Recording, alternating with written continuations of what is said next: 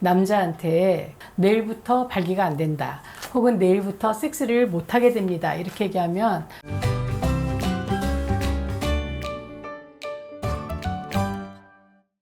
네, 안녕하세요 여러분. 배정원TV의 배정원입니다.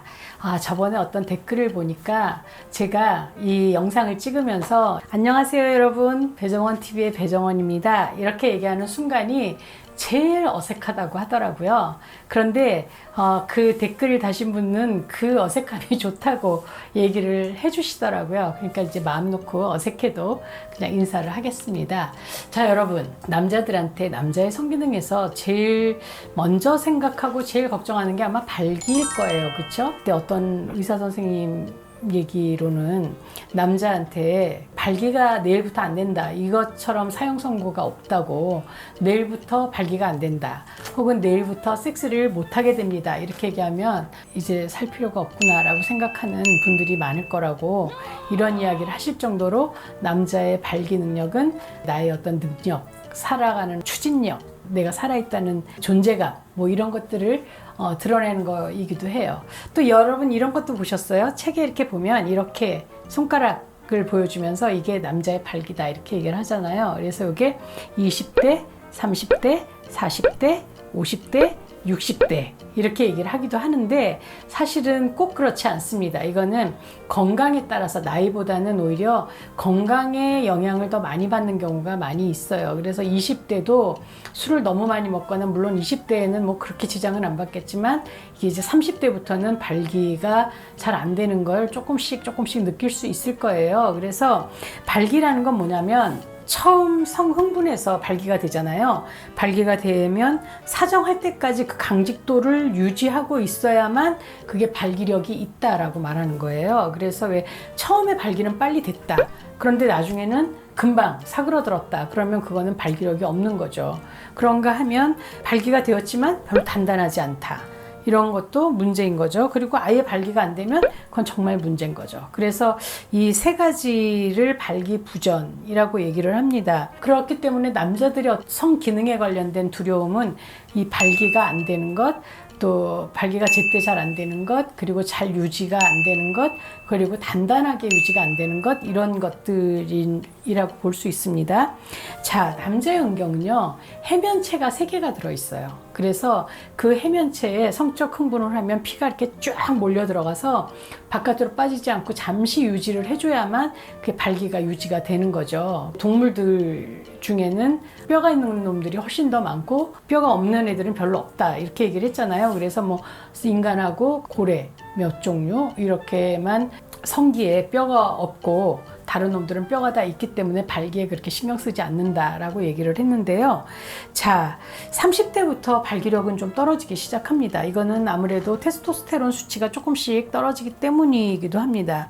그리고 이제 그때부터 왜 혈관벽이 두꺼워지기도 하고, 내가 어떻게 생활하고 있느냐에 따라서 그 혈류가 늦춰지기도 하고, 만성질환이 생기기도 하고, 스트레스 많거나 뭐 너무 살이 쪘다거나 너무 과로하거나 뭐 이런 것들이 나의 어떤 발기력을 죽이고 있는 거죠. 그래서 만성질환도 있을 수 있죠. 뭐 당뇨라든지 혈압이 높다든지 고지혈증 이라든지 뭐 우울증 같은 것도 문제가 되고요. 하지만 그래도 요즘은 좋은 소식인 것이 발기부전 치료제들이 있어서, 좋은 것들이 있어서 먹는 것도 있고, 또 주사도 맞을 수 있고, 이렇게 펌핑으로 세울 수도 있고, 그리고 뭐 정 안 되면 마지막 수단으로 음경 보형술을 해서 성기의 발기를 좀 도와주는 그런 방법들이 있습니다. 어쨌든 남자들의 발기력에 대한 불안에서 가장 공을 세우고 있는 건 비아그라 같은 발기부전 치료제의 발견일 텐데, 이 발기부전 치료제가 발명되면서 남자들은 발기에 대한 두려움을 좀 내려놓게 됐고, 그리고 발기에 문제가 있으면 이게 노화가 아니고 뭔가 문제가 생겼다 해서 그 의사를 찾게 됐고, 이런 좋은 점들이 있죠. 그리고 비아그라 같은 발기부전 치료제가 갖고 있는 그 힘은 굉장히 세서 남자들한테 그 내가 먹지 않고 서랍 내 침대 옆에 서랍에만 비아그라가 있어도 나는 발기에 문제가 없어요 라고 말하는 사람들이 많다고 하니까 자신감은 굉장히 중요한 것 같기도 합니다. 자, 발기에 문제가 생기면 이제 평상시에 발기 안 되는 그런 문제들 체크도 하고, 그리고 이제 밤에 발기가 안 되나 그것도 봅니다. 그래서 테스토스테론이 새벽에 이렇게 분비되면서 이제 새벽 발기가 일어나는 경우가 많이 있잖아요. 그래서 야간 발기가 보통 잠자는 동안 3번에서 5번까지 발기가 되고, 어떤 경우는 한 30분쯤 발기가 계속 유지도 된다고 해요. 그래서 새벽 발기가 되지 않으면 돈 꿔주지 마라 라고 얘기할 정도로 그 새벽 발기는 그 사람의 건강과 굉장히 직결이 되어 있습니다. 자, 그러면 발기가 잘 되게 하려면 어떻게 해야 될까요? 일단 발기가 되는데 남자의 발기를 도와주는데 가장 중요한 호르몬은 테스토스테론입니다. 이 테스토스테론은 성욕을 부추기는 호르몬이죠. 그래서 휘발유가 되어주는 그런 거라고 말할 수 있는데, 이 테스토스테론은 여자한테도 남자한테도 성욕을 부추기고 뭔가 이렇게 추진력이 생기고 하는데 굉장히 중요한 호르몬입니다. 그래서 테스토스테론의 기능은 뭐냐면 뼈 밀도를 유지해 줍니다. 뼈 밀도, 뼈를 단단하게 해주죠. 그리고 근육량을 유지시켜 줍니다. 그래서 여러분들 중년이 되면서 근육이 없어지고 근육이 빠지고 배가 막 나오고 이런 거는 테스토스테론 수치가 떨어지고 있다라는 증거입니다. 그리고 적혈구나 정자 생성에 도움을 주고요. 그리고 발기력이나 성욕이 증대되는 데 도움을 주고 활력과 자신감을 줍니다. 그래서 테스토스테론 수치가 떨어지는 갱년기가 되면 무기력하고 아무것도 하기 싫고 짜증나고 성욕도 안 생기고 막 이러는 경우가 많이 있어요. 그래서 그런 경우라면 피검사 해보셔서 테스토스테론의 수치가 얼마나 떨어져 있는지를 좀 보시고, 그리고 의사하고 상의를 하시는 게 좋을 것 같습니다. 그리고 이제 테스토스테론 잘 나오면 복부 비만이 좀 덜 하죠. 그러니까 그 얘기는 반대로 테스토스테론 수치가 떨어지면 복부 비만이 더 많이 생긴다라고 말할 수 있습니다. 계속 말씀드리는 것처럼 발기력이 좋게 하려면 첫 번째는 피돌기입니다. 그래서 어떻게 보면 남자의 정력은 테스토스테론과 피돌기에 달려있다라고 볼 수 있어요. 그래서 해면체에 피가 잘 들어가고 잘 유지가 되고 그리고 잘 빠져나가는 거, 이게 굉장히 중요합니다. 그래서 피돌기가 좋게 하려면 유산소 운동이 굉장히 좋겠죠. 여러분 이 피돌기의 문제를 생각하면 지난번에 술이나 담배에 대한 이야기를 할 때도 말씀을 드렸는데, 관상동맥, 심장으로 들어가는 동맥의 크기하고 음경에 있는 미세혈관의 크기는 그 차이가 많이 난다. 미세혈관이 막히기 시작하죠. 아무래도 혈관에 문제가 생기면.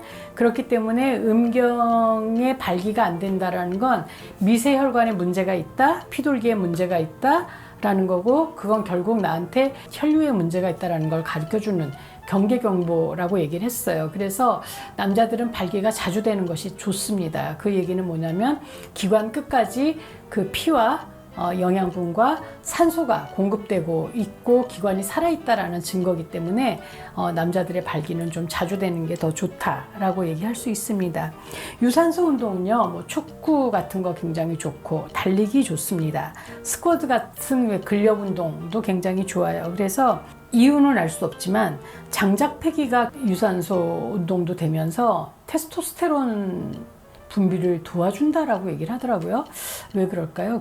좀 남성적인 느낌이 들어서 그런가? 성취감이 막 생겨서 장작폐기 좋대요. 그리고 고환이 달랑달랑거리는 그런 운동이 도움이 된다고 해요. 그러니까 아마 달리기 같은 것들이 도움이 될 거고, 남자의 성건강에 별로 도움이 안 되는 건 자전거 타기죠. 자전거 타기. 자전거 타기가 회음부도 누르고 또 이렇게 고환도 좀 누르는 경향이 있어서 자전거를 너무 오래 타면 안 됩니다. 그래서 엉덩이를 들고 계시는 게 제일 좋고요. 그리고 잠깐 내려서 좀 쉬시는 게 좋습니다.